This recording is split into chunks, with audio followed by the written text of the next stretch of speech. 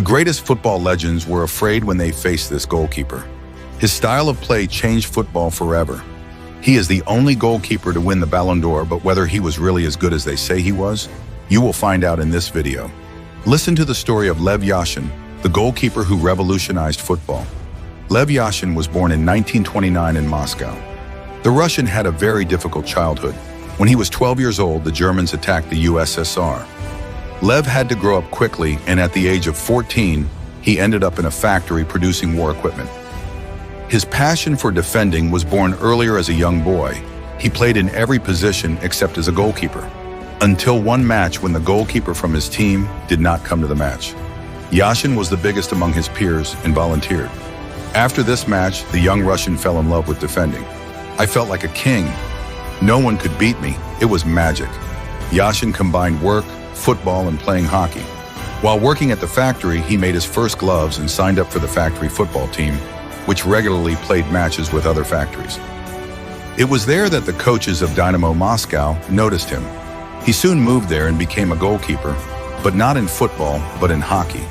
However, over time, he also began to practice football. In 1950, he made his debut in a league match. In one of the actions, he conceded a bizarre goal, which had tragic consequences for him. For 3 years, he did not play a single minute because of this mistake.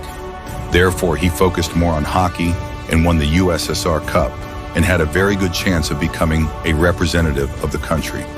In the same year, he got his last chance in goal.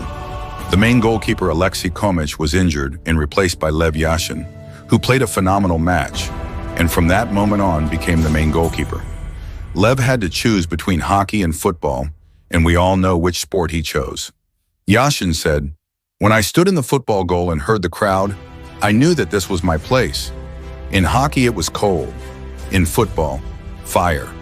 Yashin was different from all goalkeepers of that time because he was involved in the team's game, often going out in front of the penalty area, expecting passes from his teammates. It was he who made goalkeepers today have to be able to play with their feet. In 1954, he made his debut for the national team in a match won by the Soviet Union 7-0 against Sweden.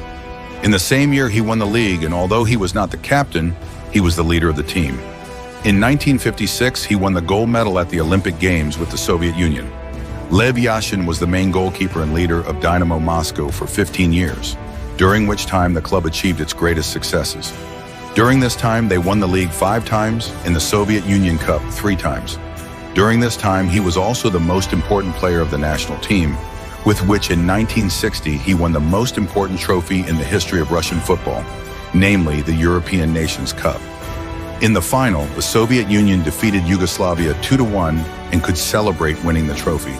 However, this was not his greatest achievement. After winning the league in 1963, he was nominated to win the Ballon d'Or.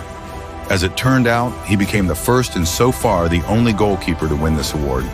Yashin was very happy, but he emphasized that goalkeepers are underestimated and that it is practically impossible to receive this award playing in this position. The greatest legends of football felt fear when they stood in front of this legendary goalkeeper. Eusebio said, "I did not know fear until I stood face to face with this legendary goalkeeper." After winning the Golden Ball, he played for many years. However, with time, he began to have problems with his knees. He played his last league match in 1969. However, the official farewell took place 2 years later when he played in the Legends match at the Lenin Stadium in Moscow. Pelé said after the match, "It is an honor to play in the farewell of a man who was a legend even for legends." Yashin said goodbye to the fans by saying, "I never stopped loving this game, but my body stopped listening to me. You don't leave the goal, you just stay in it in someone's memory." In 1986, his leg was amputated due to illness. Unfortunately, due to complications related to the amputation, he died 4 years later on March 20th, 1990.